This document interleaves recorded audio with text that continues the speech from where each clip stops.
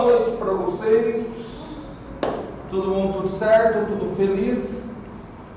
Pessoal, começamos hoje de verdade. Hoje começa o curso de termodinâmica. Vocês vão ver já que o nível já vai dar um salto um pouquinho grande, principalmente no trato matemático e na dependência com outras áreas da física, tá? Obviamente, assim, esse curso a gente tem uma vantagem que é muito tempo e relativamente pouco conteúdo, tá? Então, toda vez que eu precisar retomar algum conteúdo da física, de outras áreas, eu vou puxar para discutir com vocês, ok? Tá bom? Alguém já parou para pensar no nome termodinâmica? Por que do nome dinâmica? A termodinâmica, até agora o que nós estudamos em termodinâmica? Que, aparentemente, né? Que a gente ainda não começou. Estou contando que nós estamos começando hoje o curso de termodinâmica. Calor. Então, calor, temperatura, certo? Então a gente está tentando estudar. E por que do nome dinâmica então? Porque se eu estudei calor, se eu estudei temperatura, a parte termo faz todo sentido. Por que do nome dinâmica? Dinâmica tem a ver com força, né? Tem a ver com força. E onde é que vocês estudam os fenômenos relacionados a forças? Mecânica. O que acontece? A mecânica newtoniana, e já eu vou mostrar um pedacinho dela aqui para vocês, com alguns exemplos. A mecânica newtoniana, ela teve um sucesso muito grande naquilo que ela se propunha. Qual era a proposição, qual é a proposta da mecânica newtoniana? A gente pode resumir toda a mecânica newtoniana, que você está vendo em mecânica, você viu em mecânica, está vendo em mecânica dos corpos rígidos, a gente pode resumir ela nas 3 leis de Newton. E ela praticamente diz o seguinte: ela é uma ciência determinística. O que é determinística? Que eu vou determinar aquilo que eu quero com precisão. Eu quero saber onde o planeta A vai estar tal dia, tal hora, tal minuto, tal segundo. Pronto, é a mecânica newtoniana. Ela dá conta disso. A mecânica newtoniana, ela se baseia nas 3 leis de Newton. E ela diz basicamente o seguinte: olha, eu quero descrever o movimento de um material, o movimento de um corpo qualquer, seja esse um pedaço de sanduíche atirado pela janela, quando o professor está nervoso porque os alunos comem na sala, só uma suposição, tá? Pode comer, estou brincando. Ou seja, um planeta, tudo bem? Então a mecânica newtoniana ela vai descrever isso e a ideia é simples, por mais que os cálculos vão ser um pouco complicados, a ideia é o seguinte: olha, se eu conheço todas as interações desse sistema, ou seja, se eu conheço todas as forças que atuam sobre o corpo, e se eu conheço as condições iniciais, ou seja, se eu conheço todas as forças, conheço de onde ele partiu e conheço com que velocidade ele partiu, tá ótimo, eu consigo descrever perfeitamente o movimento do corpo. E o grau de precisão com a qual a mecânica newtoniana conseguiu fazer todas essas previsões, o sucesso que ela atingiu, impactou a física nos séculos seguintes. Impactou como? Cara, agora tudo na física eu vou tentar fazer a descrição através da mecânica. Em epistemologia da ciência, história da ciência, eles falam de um reducionismo da física. É um reducionismo porque eu estou reduzindo tudo à compreensão mecânica. Então tudo eu vou tentar descrever através de forças, tudo era tentado. O eletromagnetismo era tentado. E o legal é que aonde isso falhou, surgiram novas físicas, onde surge a relatividade, porque a tentativa de uma descrição mecânica dos fenômenos elétricos e magnéticos, ela era tentada. Você tem lá as forças de Coulomb tentando colocar, só que aí você tinha um problema do tempo, e aí você dá origem à relatividade, mas esse assunto lá para frente, quando a gente for falar de relatividade. Então, isso era uma busca, daí o nome termodinâmica. Porém, não dá para a gente desvincular o crescimento da termodinâmica com a Revolução Industrial. E é interessante que uma coisa alimentou a outra. Porque normalmente o que você espera? que você espera que venha primeiro? Um conhecimento teórico para depois uma aplicação tecnológica? Ou que venha uma aplicação tecnológica para depois um conhecimento teórico? O que vocês imaginam que deva vir primeiro? Mas, em geral, a gente não pode generalizar que é assim. Porque durante a Revolução Industrial, o que os caras precisavam? Eles precisavam de máquinas que fornecessem o quê? A grosso modo, se eu puder colocar uma palavra, o que eles precisavam que as máquinas fornecessem? Energia, a gente ainda é um conhecimento vago, mas tem a ver. Ainda tem a ver. Mais simples. Movimento. As máquinas precisavam fornecer movimento, energia, e com a máxima eficiência possível.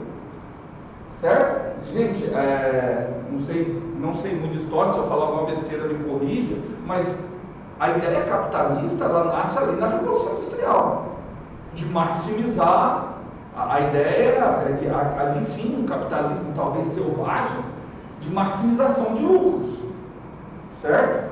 Então, não se tinha tempo para estudar, não sei o quê. Então, era na experimentação. Era na experimentação. Um desses experimentos, aí de novo, não é motivado pela... não é o experimento que motivou uma máquina, não é a máquina. Não, aliás, nesse caso, eu nem sei a ordem, mas foi muito utilizado na Revolução Industrial. Então, a gente tem vários exemplos da Revolução Industrial de resultados que eram conhecidos experimentalmente, para só depois vir uma teoria que os explicasse.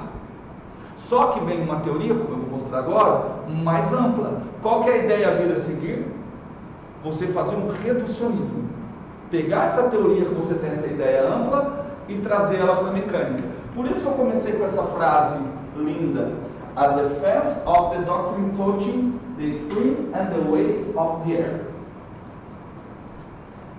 Pelo que eu estou vendo, o inglês não é muito forte do pessoal. Uma doutrina, uma defesa da doutrina que aborda as molas e o peso do ar. Presta atenção. Que aborda o quê?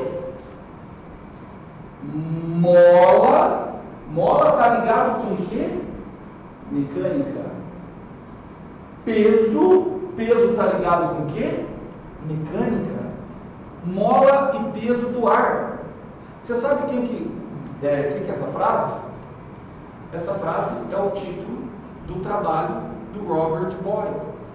O título do trabalho do Robert Boyle, no qual ele está estudando, e é isso que eu vou mostrar aqui. Olha, eu vou colocar a data aproximada, tá? Aproximadamente 1666 ou 1660. Nessa década aqui, com certeza. Olha só, o Boyle está estudando interação, alguma propriedade do ar. Presta atenção que nessa época, a hipótese atômica, a ideia de que se você descreve as coisas através de átomos e moléculas, sequer existia. Só que na cabeça do Boyle, talvez por esse reducionismo mecânica, a ideia dele era que o ar, de alguma forma, era composto por molas e peso. É uma ideia de trazer a visão... É a ideia de tentar trazer uma visão mecânica. Tudo bem? Esse é o título. Depois eu vou baixar quem tiver curiosidade. É bem complicado de ler, porque é o inglês de 1660. Mas lá as ilustrações são bem interessantes. O que o Boyle estava estudando? Boyle era um excelente experimentador. Tá? Nessa época você não dividia muito quem é químico de quem é físico, mas ele era muitas vezes, ele era tido como químico e físico, mas muitas vezes acusado de colocar muita física na química. Só que ele introduziu, ele colocou com muita maestria o método científico. Eu não sei se vocês sabem o que é realmente o método científico. Quando vocês veem por aí, falam assim, mas o cara está contrariando a ciência. Já viram essa frase? Pandemia, vocês ouviram muito, né? Está duvidando da ciência. Isso não é errado, tá? A ciência é feita para ser duvidada. Tá? O ceticismo é a base da ciência. Mas por que a gente confia tanto na ciência? Porque a ciência, ela tem um método de trabalho, que é o que a gente chama de método científico, que ele é muito bem descrito. Nas ciências exatas, na física, que é quem introduz o método científico, isso funciona de maneira perfeita. O que é? Você tem um fenômeno, você faz uma observação do fenômeno. Você começa a perceber que esse fenômeno apresenta várias regularidades. Você propõe uma lei que descreve essas regularidades e talvez que explique o porquê dessa regularidade. A lei está boa? Não sei, tem que ter um juiz para julgar se essa lei é boa ou não. Quem é o juiz que vai julgar se a lei é boa ou não? A capacidade dessa teoria que você criou em fazer previsões de novos eventos. Certo? Então, vou dar um exemplo. Eu observo. O que vocês estão observando? As coisas sempre caem para onde? Para baixo. Então eu vou criar uma teoria das coisas, que as coisas sempre caem para baixo. De acordo? Eu vou criar uma teoria. A minha teoria é o seguinte, olha, esse material, ele é feito de água, isso aqui eu vou chamar de terra. Aqui no meio tem o material ar, e todos os elementos da natureza, estou criando a teoria, eles são de 4 materiais: água, terra, fogo e ar. Cada material tem o seu lugar natural. O elemento terra é embaixo de tudo. Então isso daqui cai porque o lugar natural dele é embaixo do elemento ar. Explica de maneira convincente por que isso cai? Explica. Posso alçar isso ao patamar de uma teoria física? Vamos ver. Eu tenho que fazer testes.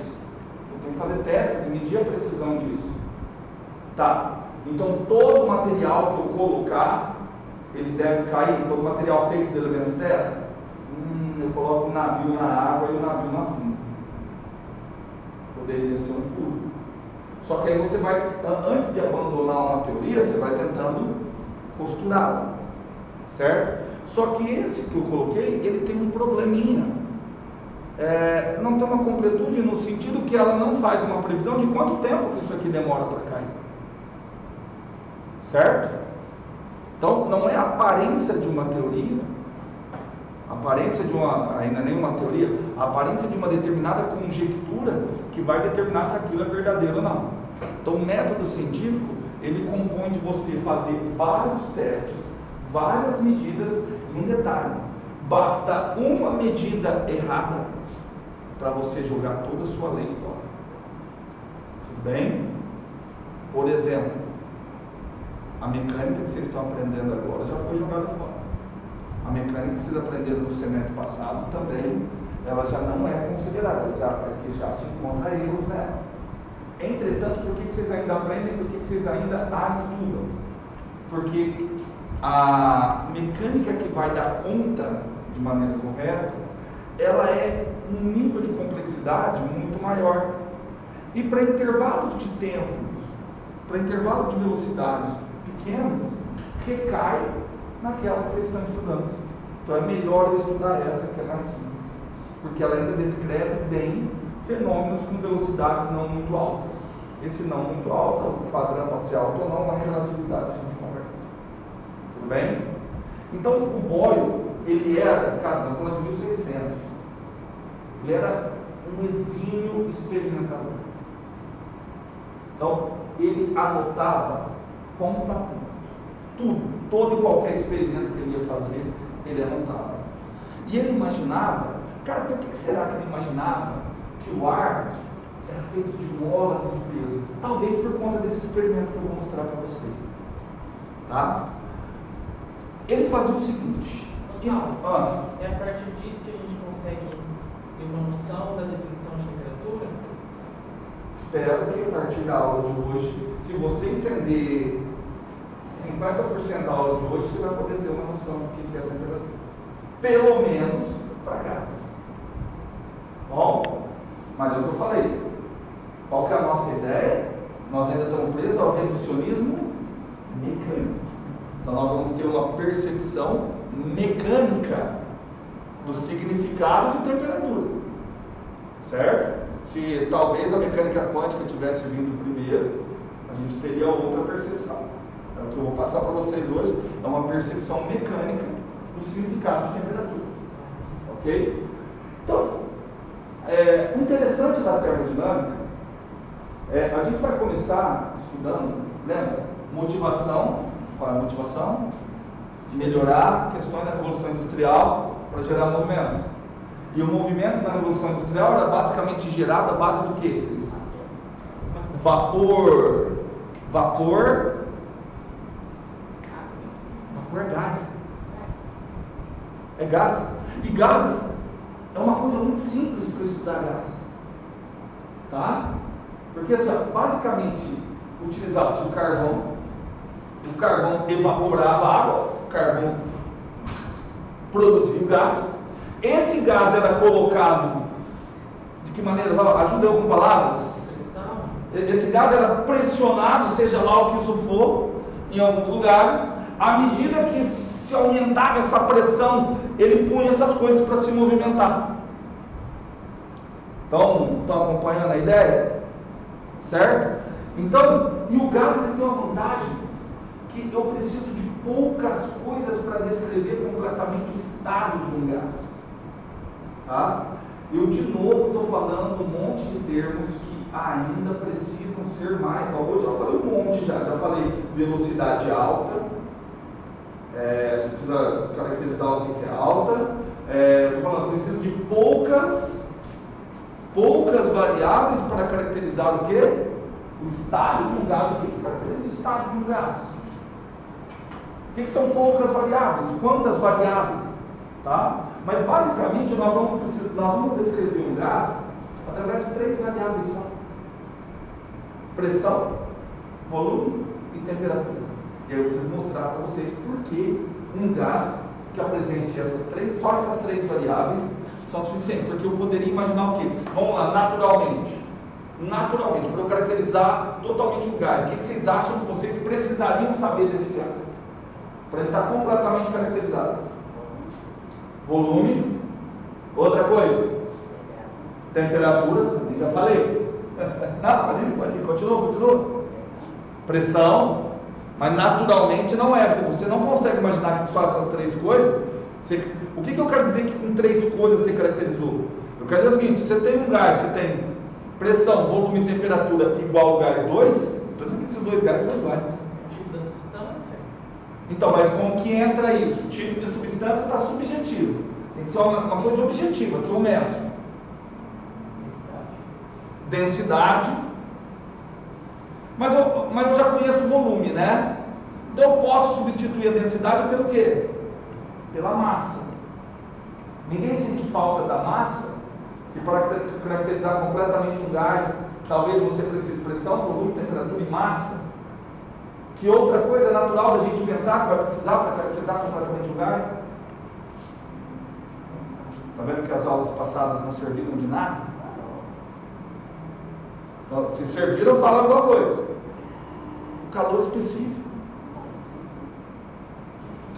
Certo? Outra coisa, assim, se a gente começar a pensar, é o que eu estava comentando com vocês, a gente que é professor, a gente já dá a informação pronta, redondinha, fechada, a gente aceita, é normal da gente, a gente aceita, não questiona e acaba não percebendo, a gente acaba não percebendo o poder disso. Isso eu percebo muito claramente com 2 coisas. Uma, quando alguém chega e fala: a onda eletromagnética se propaga no vácuo. Se propaga no vácuo. Como? Outra coisa é o cálculo. Que leva o aluno a achar que derivada e integral são operações opostas, operações inversas. Você fala, derivada é cálculo inclinação de reta tangente. Integral calcula a área. Como é que isso pode ser o inverso do outro? Então, assim, muitas vezes porque a informação já é dada. E a terceira, agora que eu estou falando, é essa. Eu falei aqui, o gás é caracterizado por 3 coisas. E a massa? E o coeficiente de dilatação? Isso só para ficar dentro da temperatura. Né? E o calor específico? Quantas outras propriedades? Rapaz, tem trocentas. coeficiente de difusividade. Cara, tem 200. Então, olha o tamanho, olha o peso dessa afirmação que eu estou fazendo para vocês. O que eu estou querendo dizer é o seguinte: se você sabe pressão, volume e temperatura, você sabe exatamente a massa do gás. Sabemos só essas três. Certo? Só essas três características. Você sabe, talvez, o tipo de gás, você sabe quantas moléculas de gás tem lá. Tá? E é isso que a gente vai ter que procurar entender. E aí a gente tem que ver para além das equações. Certo? Então, o experimento que o Boyle fazia, aí agora eu vou fazer desenhos que o Boyle não fazia, como eu disse. A gente pode apenas imaginar o que o Robert Boyle imaginava. Imaginava o gás com peso e mola. Ele imaginava uma descrição mecânica, uma coisa invisível. Certo? Eu já vou colocar a nossa visão. A gente imagina o gás composto por um monte dessas coisinhas aqui. E aqui agora eu vou falar um modelo que eu vou utilizar praticamente toda a aula. Vocês vão enjoando, Ju. Você vai dar um jeito de estudar e passar nessa matéria, você vai falar assim, ó, não quero fazer termodinâmica de novo, porque eu não aguento mais ver esse modelo. O modelinho é o seguinte: você imagina que aqui é um recipiente hermeticamente fechado. Certo? O que significa hermeticamente fechado? Oi? Então, troca de calor pode ter ambiente. Para não ter troca de calor, eu vou falar adiabático. Uma maneira que eu uso para falar de adiabático é que eu lembro que o diabo mora no inferno e lá faz calor. Então, se é adiabático, sem diabo, sem troca de calor. Mas não é o caso. Tá? Eu não vou permitir sair nada para fora. Tá? Vou imaginar ele perfeitinho. Também vou fazer uma imaginação. Olha como que é a cabeça do cientista, tá? A gente vai tirando, não é a cabeça ainda do engenheiro, é a cabeça do físico. O físico imagina, em um primeiro momento, as coisas todas perfeitinhas.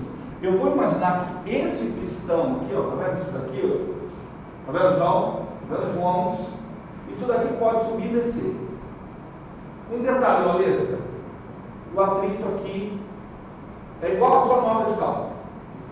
Desprezível. Certo? Tudo bem, Olesca? Lógico que não, Olesca. Tua nota não é desprezível. Ainda não fiz a primeira. Então como você está concordando? Fala, não vai ser igual a minha nota. Tá? Praticamente não tem atrito. Se praticamente não tem atrito, então quem é que pode fazer isso aqui se mover para cima ou para baixo? O gás. Como? Não precisa da resposta certa. Eu quero que vocês usem a imaginação. Como vocês acham que o gás pode fazer aquilo para cima ou para baixo?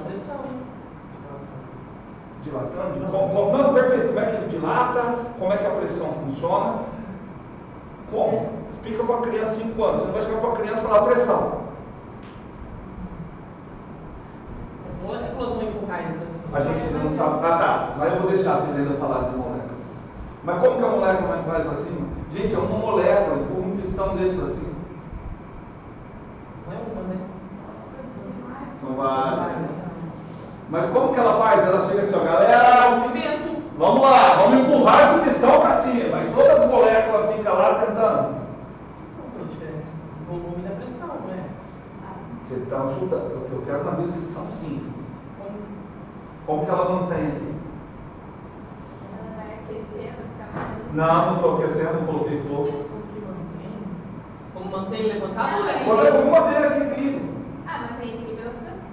Como? Tá fazendo a mesma coisa que a atmosfera tá fazendo. Ah, mas a molécula não está parada, ela está se movimentando. Quanto mais ela se movimenta, o que cada molécula faz aqui? Ela bate. Se ela bate, o que ela faz aqui, gente? Colisão? Ela colide. Se ela colide, o que ela aplica quando ela colide? Uma força. Pronto, aplica uma força. Então, para ele ficar parado, o que deve acontecer? A força média de todas as moléculas. Tá vendo? Não é uma só. Tá vendo? Ó, já usei um outro termo. E é média. Média. Isso aqui já é uma diferença da termodinâmica para a mecânica. Aqui a gente vai falar de muitos corpos. Então a gente tem que falar média. Ah, mas na mecânica vocês também fazem isso? Quando vocês precisam falar de muitos corpos, vocês falam de centro de massa. Centro de massa é uma média. Ok? Então, a média, força média. Só que essa força média está sendo aplicada ao longo de uma área. E força por unidade de área é a concentração de força. Por que a gente chama isso? Força por unidade de área? Pressão. Daí que vem a ideia. Então, o que vai acontecer? Atenção. Ele só vai ficar parado quando a pressão do gás, a pressão que as moléculas de gás aplicam aqui, for igual à pressão externa. Todo mundo de acordo? Todo mundo de acordo? Fácil entender isso? Fácil, Alesco? Tá. O que precisa para as coisas ficarem em repouso? Ficarem em equilíbrio? Simples. Já pensou muito, quer dizer que já não entendeu. É simples. Para um corpo estar em equilíbrio, é preciso que a força resultante sobre ele seja quanto? Zero. Certo? Aqui quem é que está aplicando força nesse corpo? Toda a atmosfera. Que está empurrando ele para onde? Para baixo. E o gás está fazendo o quê? Empurrando ele para cima. Quando é que isso aqui vai ficar parado? Quando é que ele vai ficar em equilíbrio? Quando elas se anularem. Só que as duas forças estão aplicando força na mesma área. E força por unidade de área é pressão. Então em gás, para eu não precisar falar em força, eu vou falar de pressão. Então ele vai estar em equilíbrio quando a pressão for igual. Quando a pressão que o gás, vou falar assim, ó, quando as forças de pressão do gás interno se anularem às forças externas. De acordo? Vamos ver a intuição sua. E se eu catar um bloquinho de 5 kg e colocar aqui em cima? O que deve acontecer? Ele deve descer um pouquinho, né? Por que ele deve descer um pouquinho? Porque aumentou a força, mas assim, em gás não vamos ficar falando em força. Quando eu coloco ele aqui, o que aconteceu? Aumentou a pressão externa. Para que haja equilíbrio, o que deve acontecer? Mas que ideia que eu tenho que aumentou a pressão interna? Eu não tenho nenhuma ideia. Mas o que eu visualizo? Que é o que o Boyle visualizou. O Boyle visualizou que ao colocar bloquinhos, o gás, o pistão descia. Ou seja, o espaço ocupado pelo gás diminuía. Ou seja, o gás passava a utilizar um volume menor, de modo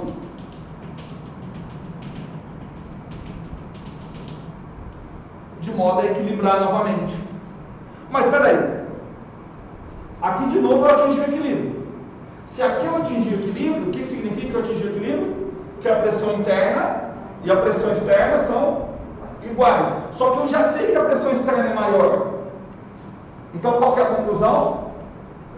Que a pressão interna. Então assim, a gente não mede, a gente sempre mede a pressão de um gás a partir do fator externo. A partir do equilíbrio. Aliás, quase tudo a gente mede, quase tudo, falando exagero, mas muitas coisas a gente mede a partir de fatores externos. Tudo bem? Acompanharam isso? E se eu colocar mais um pezinho, o que deve acontecer? Descer mais. Tá vendo que assim, aí agora é um chute, talvez por isso o Boyle tenha imaginado que é uma mola. Você imagina uma mola aqui. Você põe o peso, o que acontece com a mola? Só que quanto mais se aperta, mais difícil vai ficando se apertar. Tudo bem? Talvez tenha vindo daí a ideia do Boyle. Deixa eu perguntar, vai existir uma hora que eu vou colocar tanto peso, mas tanto peso, mas tanto peso, que não vai ocupar volume nenhum? O que vocês acham? Que esse gás não vai ocupar volume nenhum, que ele vai descer tudo e vai zerar o volume. O que você acha, Ana Júlia? Gostei da tua mexida de cabeça, Ana Júlia. Não, isso é um sinal. Ana Júlia, você sabe o que diferencia um físico bom de um físico não tão bom? De verdade? Não sabe? Não é a capacidade de resolver exercício, não é a matemática, não é se o cara é muito estudioso ou não. O que diferencia físicos bons e físicos não tão bons é a intuição. Tá? Isso eu acho que não é uma coisa que eu não consigo ensinar. Vou falar um negócio para vocês sem modéstia nenhuma. Não é falsa modéstia. Eu não me considero um bom físico. Eu não tenho uma intuição boa para fenômenos físicos. Esse é um dos motivos que eu fiz a faculdade de matemática. Porque a minha intuição física só vem quando eu consigo enxergar a matemática da coisa. Talvez por isso, muitas vezes, na hora que eu estou dando aula, eu sempre puxo muito para a matemática, que eu puxo para aquilo que me faz construir argumentos que me convençam mais. O Einstein, o Newton e o Galileu são considerados os maiores físicos que passaram pela Terra, muito porque a intuição deles era diferente. Cara, não é intuitivo para mim imaginar que se eu pegar um corpo pesado e um corpo leve, que os dois vão cair juntos. É intuitivo para vocês? Não. Por isso vocês não são igual ao Galileu. Entendeu? Eu, quando era pequenininho, é verdade, eu faço as coisas que eu duvido. Eu imaginava que eu sempre via, tinha aqueles copos americanos, minha mãe punha café até aqui. E eu sempre imaginava o que acontece se eu colocar mais café para cima da boca. Eu imaginava, como que a minha intuição de físico não era boa, devia ter uns 5 anos. Eu imaginava que o café ia ficar subindo, seguindo o formato do copo. Até o dia que eu evoluí. E a minha mãe me bateu. Eu tirava um monte de café. Entendeu? Então, assim, a intuição, porque muita gente pode, com esse exemplo, chegar a ter intuição de que eu vou colocando muito, chega uma hora que o gás vai desaparecer. Não vai. O gás é matéria. Se o gás é matéria, ele tem massa. Weight. Certo? Ok? Ele tem massa. E toda massa ocupa um lugar no espaço. Só que olha só como que a intuição da gente não... Você colocou 50 quilos aqui. Ele está ocupando... A alturinha está 1 centímetro. Cara, não é de você imaginar que se você colocar 200 quilos, que ele vai amassar tudo. Só que não vai. Traduzindo, o volume nunca deve chegar a quanto? A 0. Claro para vocês que o volume nunca deve chegar a 0? Claro para vocês que o volume nunca deve chegar a 0?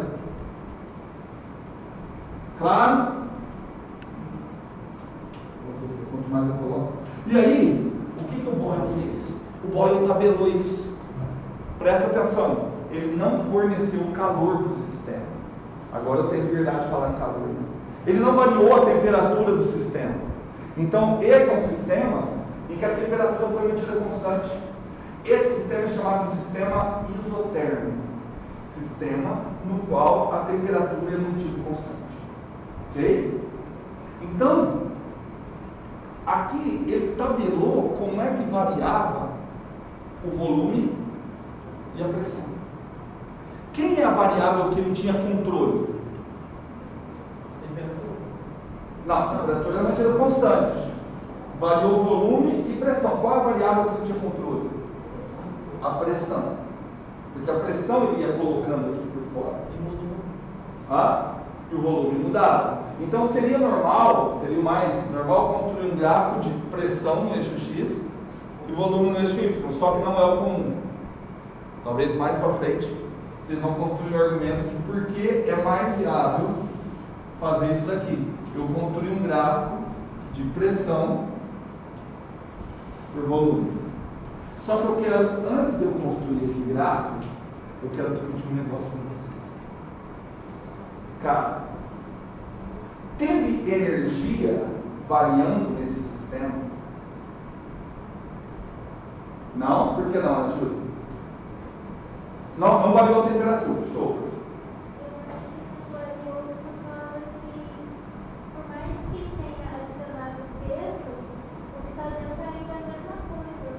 Ainda é gato? Não, cara, Ana Júlia, que ou não? Que ou não? Ou não? Você acha que você está errada, sai embora? Não. Aqui eu estou pedindo opiniões mesmo, que eu preciso entender a cabeça de vocês. Pode ser. Alguém tem mais alguma ideia? Adicionou ou não energia? O sistema? De quem? Você acha que... Não muda. Já você vai ver que não muda. Não muda a energia cinética. Mas as colisões não aumentam? Vamos perguntar, boa pergunta do Léo. O número de colisões ali deve aumentar? Sim, porque se aumentou a pressão externa, quer dizer que a força para manter o sistema ali tem que ser maior. Então as colisões, não sei se elas aumentam, elas precisam ser mais intensas. Tá? Mas não falei de energia. Pode ser que elas ocorram em menos intervalos de tempo menores. Entendeu? Porque aqui, por exemplo, aqui vou chutar o valor. Vamos supor que cada molécula dá uma pancada aqui com 1 newton. Pá! Pá! 1 newton. Pá! 1 newton. Ela demora muito para voltar. Aqui ela pode continuar dando pancada com 1 newton. Pá! Só que em intervalos de tempo menores. Então a energia não vai variar. Não, essa é a pergunta que eu estou fazendo. Dica! Quem está fazendo mecânica de corpos rígidos? Pensa um pouquinho em mecânica de corpos rígidos. Existe alguma energia associada à massa? Existe alguma energia associada à altura? Energia potencial gravitacional. Variou a energia potencial gravitacional? O que eu estou querendo dizer é o seguinte: a força-peso realizou um trabalho para trazer esses blocos, seja lá de onde até aqui.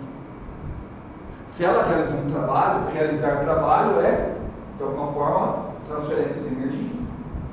Então, energia foi transferida para o gás. A próxima questão é, como é que o gás recebeu essa energia? O que o gás fez com essa energia? Não, já posso contar para vocês. Já posso contar. Liberou calor. Isso aqui é um refrigerador. Bom, não é um refrigerador, né? Senão daqui a pouco vai chegar gente em casa. Mas é a ideia. Como é que chama o aparelho que tem no refrigerador? Ou no ar-condicionado? Compressor. Eu não quero manter a temperatura constante. Então eu tenho que lembrar. Você pressiona. Quando está pressionando, eu estou falando assim muito. Hoje a aula é tudo falando muito a grosso modo, tá? Você pressiona, então a força-peso está realizando um trabalho sobre o gás, ou seja, está transferindo energia para o gás, só que para manter a temperatura constante, o gás tem que liberar essa energia de alguma forma. Só existem duas formas de eu liberar energia, ou via trabalho ou via calor. Ele está liberando essa energia via calor. Ah, mas não tem diferença de temperatura? Poxa. Tá? Só estou preparando vocês para o que vem. Certo? Fala, Osmar, que você não entendeu. Então vamos lá.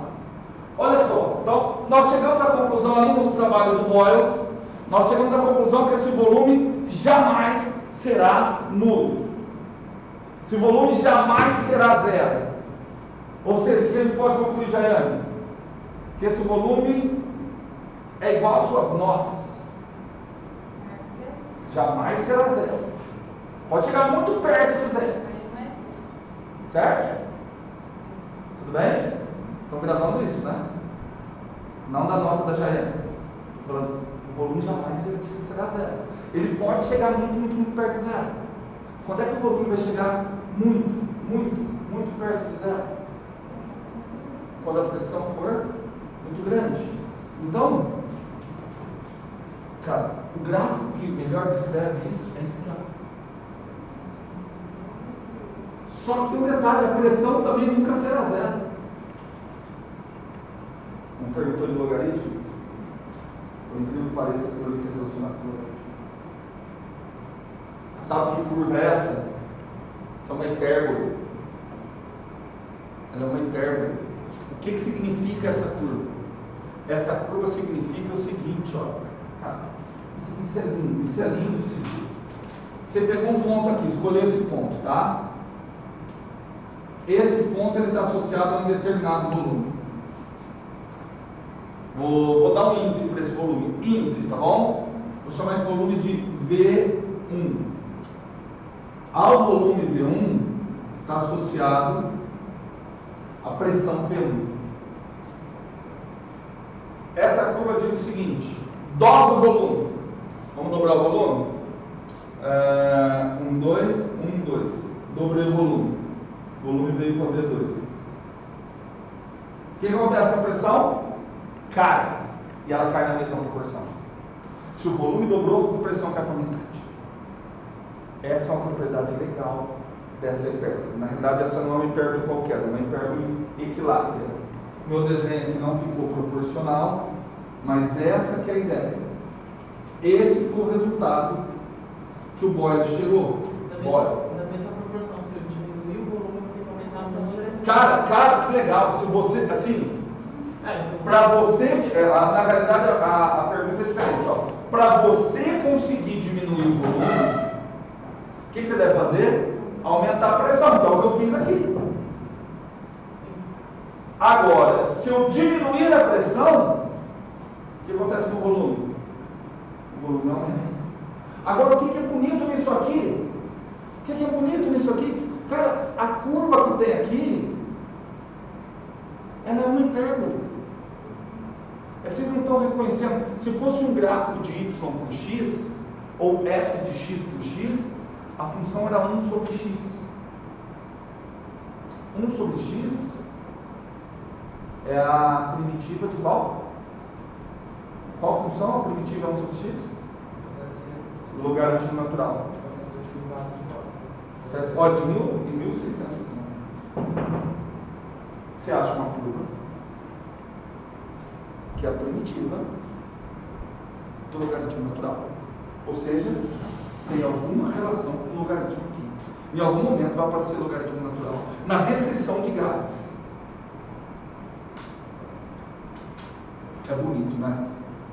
É ou não é bonito? Escrevendo em linguagem de termodinâmica, o que ele chegou foi o seguinte: olha, o produto P vezes V é constante. Esse é o resultado experimental obtido pelo Boyle. Esse é o resultado maravilhoso obtido pelo Boyle. Tá? Um gás. Depois eu vou dar as condições desse gás. Olha só. Em um gás em que a temperatura é mantida constante, o produto pressão por volume vai dar sempre o mesmo valor. Então vamos fazer o seguinte: se eu pegar O2, oxigênio aqui, coloquei, peguei a pressão e multipliquei pelo volume, deu 7. Aqui eu aumentei a pressão, beleza. Se eu multiplicar a nova pressão pelo novo volume, vai dar 7. Peguei outro. Agora aqui, se eu pegar a nova pressão e multiplicar pelo volume de novo, então vai dar 7. Só que o detalhe: e se eu trocar o gás? Se ao invés de O2, agora for, sei lá, nitrogênio, a lei continua válida? Continua. Só que o produto P vezes V não vai dar necessariamente 7, pode dar 10. Então o produto P vezes V, ele tem sempre o mesmo valor, mas é um valor diferente para cada tipo de gás. Então alguma outra propriedade do gás deve estar embutida por aí. E nós vamos ver. Entenderam? Pegaram a ideia? Não, eu tenho uma dúvida sempre confusa. Por exemplo, eu olhando isso daí, como que eu sei dizer se ele é diretamente proporcional ou inversamente proporcional? Você não sabe se é diretamente ou inversamente. Não, você não sabe se é diretamente proporcional ou inversamente proporcional. Mas você consegue identificar que quando uma grandeza cresce, a outra cai. Você só não identifica se é na mesma proporção. Dá uma olhada ali. À medida que o volume cresce, o que acontece com a pressão? Acabou. Por pressão e volume crescer juntos, tudo bem? Tinha que ser uma reta subindo. Não, mas pode ser que não seja, porque quando eu falo inversamente proporcional, não basta que um cresça e o outro caia. Um tem que crescer e o outro tem que cair na mesma proporção. Por isso o nome proporcional. Entendeu? Aqui não dá para ver. Não dá para ver que é diretamente ou inversamente proporcional. Ok? Certo? Mas eu quero explorar mais vocês. Quero que vocês pensem mais aqui comigo. Espera aí. Escolhe um gás aí. Escolhe um gás aí da Júlia. Escolhe o gás da Júlia. Metano. A Júlia escolheu o metano. Alguém tem ideia de por que ela escolheu o metano? O Osmar está livre e sabe por quê. É o gás liberado quando você come aquela feijoada. Traduzindo um gás, você tem que manter bem aprisionado ali, né? Certo? Então vamos imaginar aqui que você tem um gás metano. Se eu manter constante a temperatura do metano, o produto pressão vezes volume vai ser constante. Vocês já têm ideia o que significa manter constante a temperatura de um gás? Não significa isso. A gente vai ver mais para frente. Eu posso fornecer calor e não variar a temperatura. Manter constante, que ela tá, que ela não muda. A velocidade dela? Não sei, não falei nada, não relacionei nada de velocidade com molécula com temperatura ainda. Fala, João.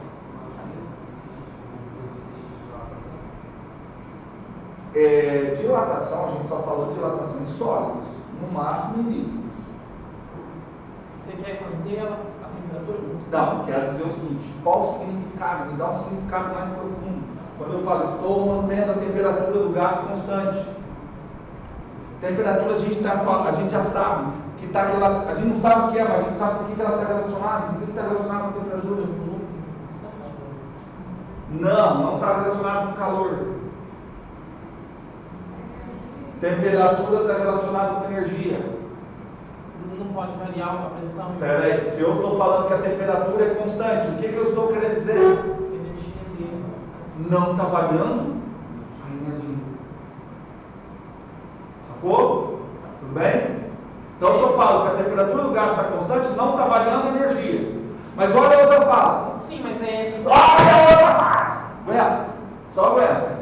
Se temperatura é constante, não está variando a energia. Se temperatura é constante, a energia deve ser constante. Se temperatura é constante, a energia deve ser constante. Mas o que está escrito aqui? O que está escrito aqui? Pressão e volume. Pressão vezes volume, não pressão vezes volume. O produto pressão por volume é constante. Vamos linkar. Se temperatura é constante, o que eu estou querendo dizer? Pressão e volume. Não.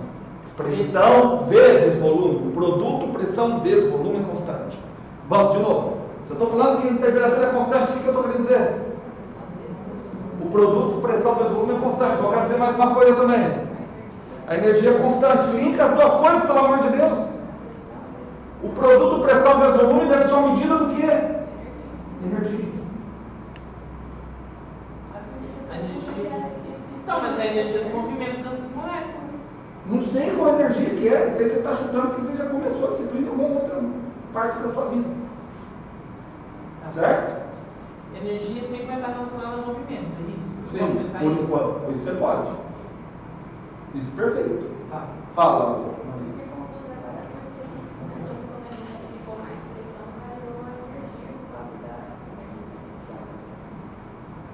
Só que ele jogou essa energia fora. Na forma de. Tudo bem? Mas por enquanto mas assim, entendeu? A fala da Maria. Maria falou assim: professor, eu não cheguei nessa conclusão porque você me induziu ao erro. Não foi exatamente isso, mas é isso que ela pensou. Porque eu não disse que foi realizado trabalho sobre gás. Se foi realizado trabalho sobre gás, então a energia foi transferida para o gás. Certo? Só que agora eu estou falando que a energia ficou constante. Então, o que deve ter acontecido? A energia foi transferida para o gás fez o quê? Jogou essa energia fora.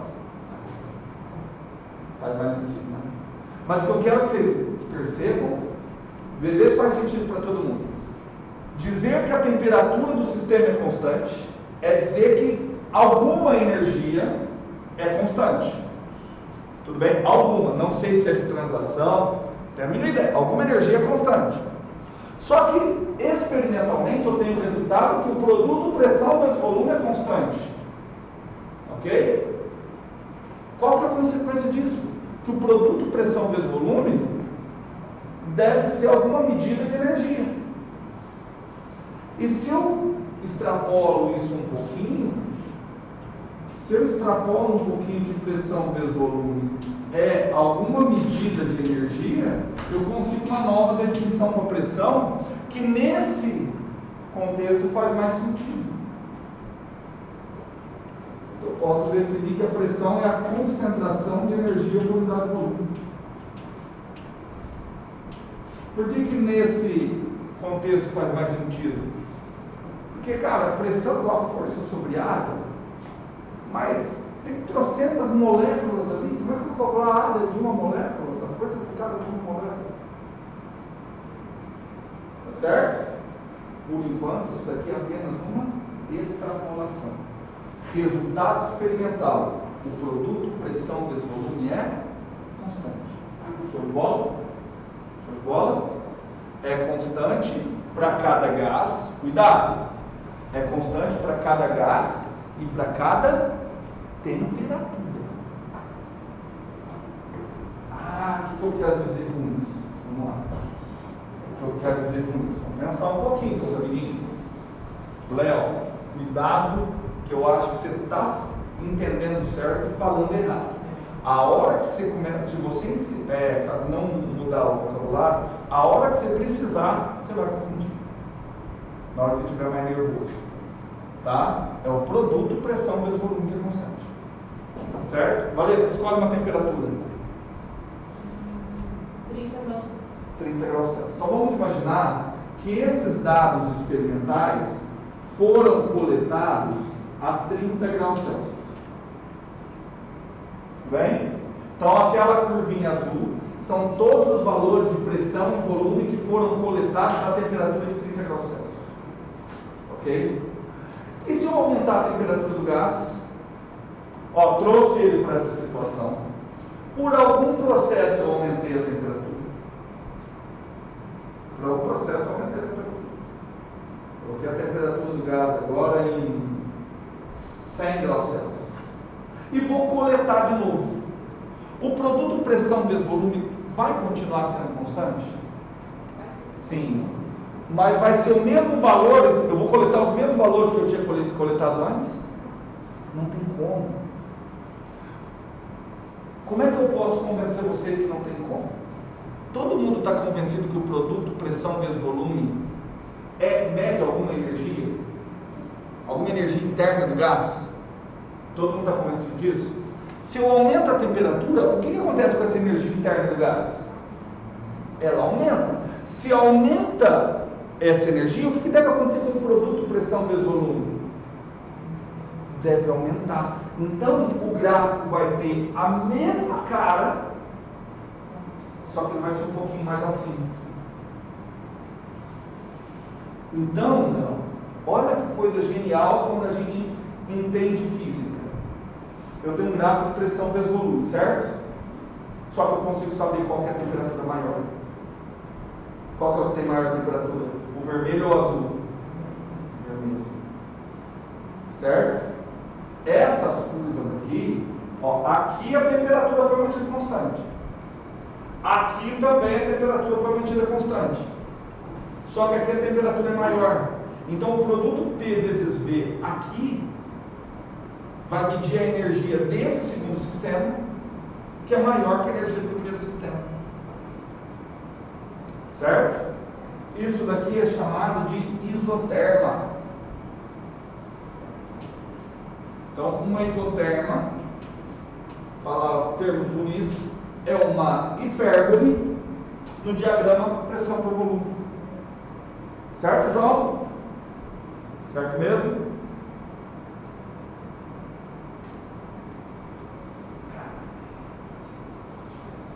Se pressão vezes volume é um tipo de energia,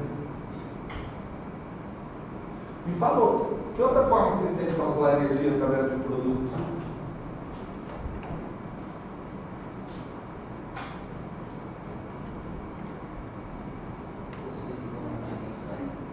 Não, como é que vocês calculam energia através de um produto? Começa com força e termina com deslocamento. Força vezes deslocamento, né? E aí, uma vez que força vezes deslocamento dá energia, se você tiver um gráfico de força por deslocamento, a integral ou a área abaixo do gráfico te dá a energia total, né? Você quer saber a energia total do gás? Área. A energia total que foi transferida para o gás. A gente vai chegar nisso lá na frente. Gente, tudo certo? Eu estou gastando bastante tempo aqui. Espero que seja um tempo bem gasto. Interessante que o produto veio às vezes, eu pensar que força sobre a altura vezes a peso, vai dar força vezes H, que é o que desloca. Ó, vou colocar no negócio que a primeiro momento pode parecer Organização Mundial da Física, mas é só observação da Maria Fernanda. A Maria Fernanda já sacou. Eu estou falando pressão vezes volume é uma quantidade de energia. Vamos fazer análise dimensional? Pressão. Quais as unidades de pressão? Newton por metro quadrado, que multiplica com a unidade de volume, metro cúbico. O que dá como unidade resultante? Newton vezes metro. Newton vezes metro pode ser tanto unidade de torque como de Joule, unidade de energia. Mas o indicativo aí, realmente, estamos tratando, não mentir para vocês, pressão vezes volume é uma grandeza relacionada à energia. Aliás, uma grandeza não, é algum tipo de energia. Cabe a nós decifrarmos que tipo de energia é. Bem?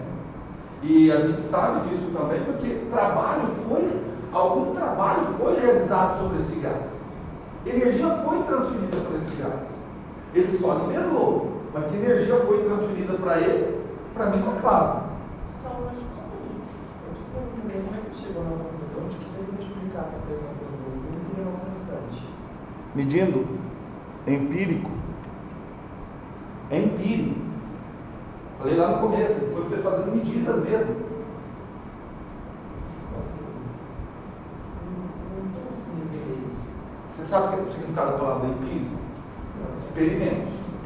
Então ele tinha lá, vou supor, tá? Ele tinha lá o gás, um pistão que ficava milimetrado, marcava-se o volume, tinha o controle de cada pezinho que ele colocava, então ele coloca um pezinho, espera o sistema atingir o equilíbrio, e aí coloca lá, com tantos quilos, o sistema atingir o equilíbrio com tal volume. E vai variando, faz várias medidas. A partir disso você tem uma tabela de dados, pressão, volume. A partir disso ele começou a observar que existia essa relação. À medida que aumenta a pressão, o volume cai. E aí com muitos dados você consegue ver que essa relação é uma relação de proporção. No caso, inversamente proporcional. Talvez era o momento de vocês irem para o laboratório, né? Vocês fazerem isso na prática. Eu sempre tento visualizar, trazendo uma interpretação da operação. Por exemplo, quando você quer somar alguma coisa, você vai adicionando, você quer subtrair, você vai tirando, você quer dividir. Tá falando a propriedade. Não, multiplicar as duas grandezas, né? Você imagina que você olha uma tabela, se você se depara com a tabela Não vou nem falar de pressão e volume. Tá? Você imagine que você se depara com uma tabela e aí está uma outra qualidade que hoje a gente talvez não precise por conta de computadores, mas os grandes cientistas do século passado precisavam. É ter uma habilidade de, a partir da observação de dados, de tabelas, encontrar algum padrão de regularidade para você descrever através de uma equação. Tá? Vamos lá. Vamos imaginar aqui duas grandezas aqui. Vou inventar a grandeza Eleandros versus a grandeza Jaianes. Certo? Quando Jaianes é 0, Eleandros vale 3. Quando Jaianes é 1, Eleandros vale 8. Tem informação suficiente para construir uma relação entre essas duas grandezas? Ainda muito pouco, né?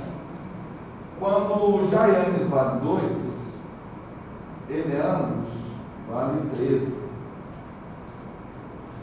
Quando Jaianes vale 3, Eleandros vale 18.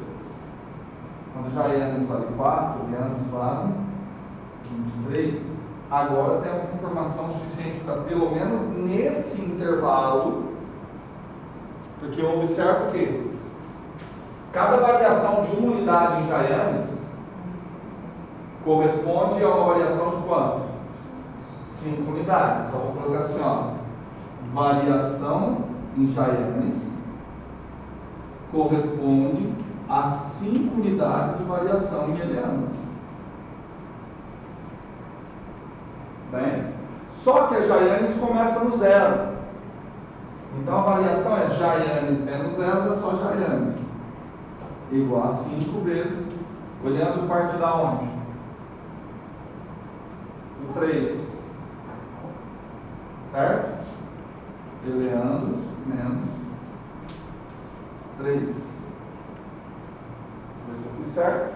Estão me corrigindo? Eu acho que ele é igual. Não. Está invertido, né? Eleandro que é 5 Jaianes, né? Sim.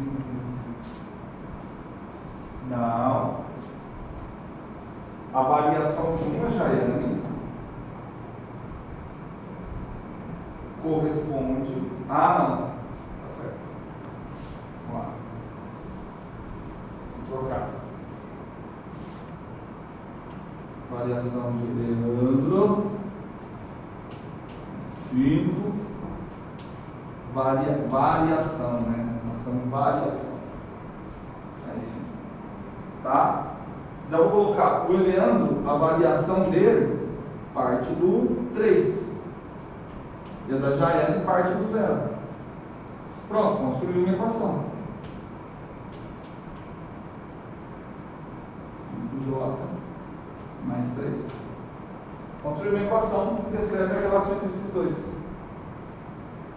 Tá? Só que é muito restrita, ninguém me garante que tudo ocorre dessa forma bonitinha aqui no meio, só até 4, entendeu? Por isso que a experimentação tinha que ser feita com vários dados científicos coletados. O Boyle fazia isso muito minuciosamente. Entendeu? Tudo bem? Deixa eu ver que horas são. Tá, eu vou começar. Que aí agora eu vou mostrar para vocês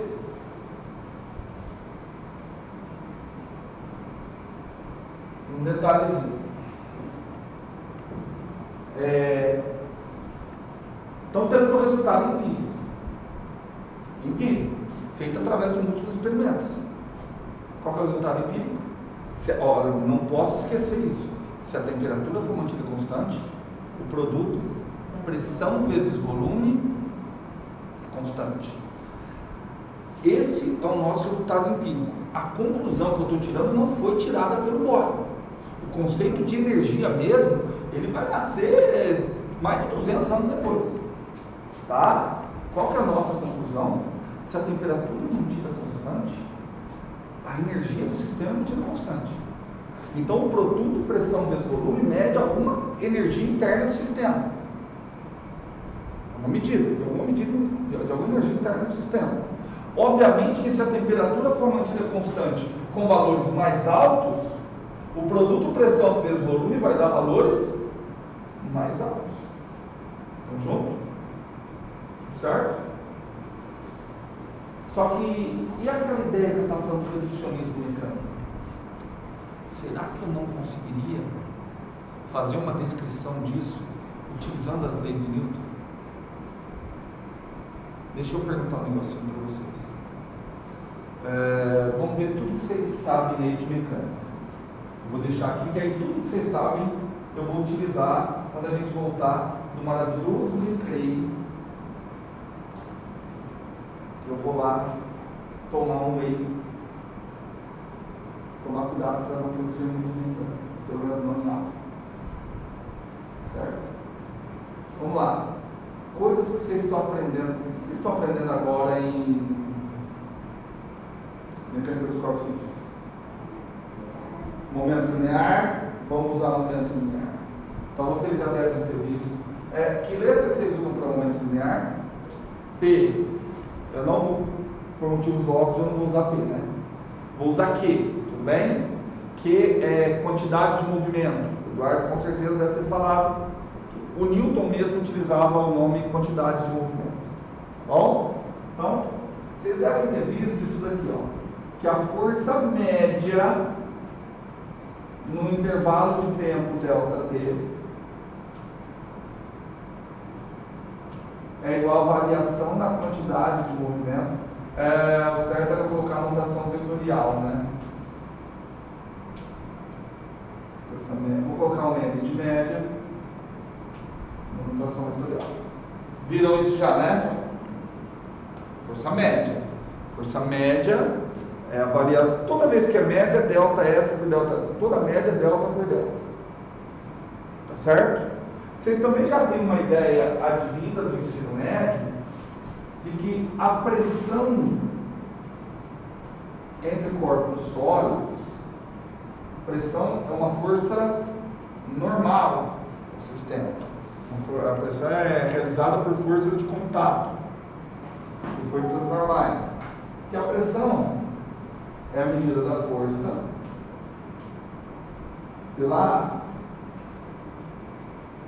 O que mais vocês sabem? Olha, pressão, eu vou querer que apareça volume. Não vou querer que apareça volume? Eu queria que apareça volume. Como é que calcula o volume? Volume é área da base vezes a altura. Eu queria que apareça volume, o que mais? Vocês vão querer que apareça alguma energia, né? Qual energia vocês acham que é a mais interessante de aparecer? Qual energia vocês acham que está relacionada, que a hora que eu pressiono lá, qual energia que vocês acham que está relacionada ao gás? Do gás? Cinética.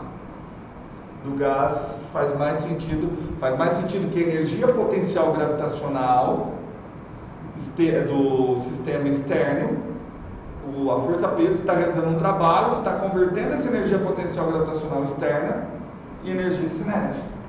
Vou chamar de K. Não sei se o Eduardo usa isso. Esse K é de Kinect. Certo?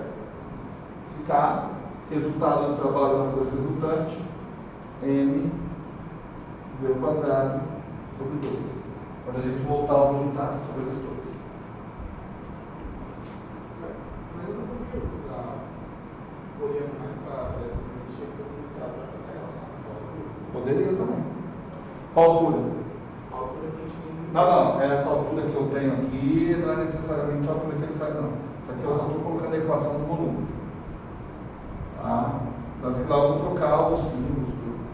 Estou colocando a equação do volume mesmo, para lembrar que era da base, vezes a altura. Bem? Voltamos depois do maravilhoso recreio.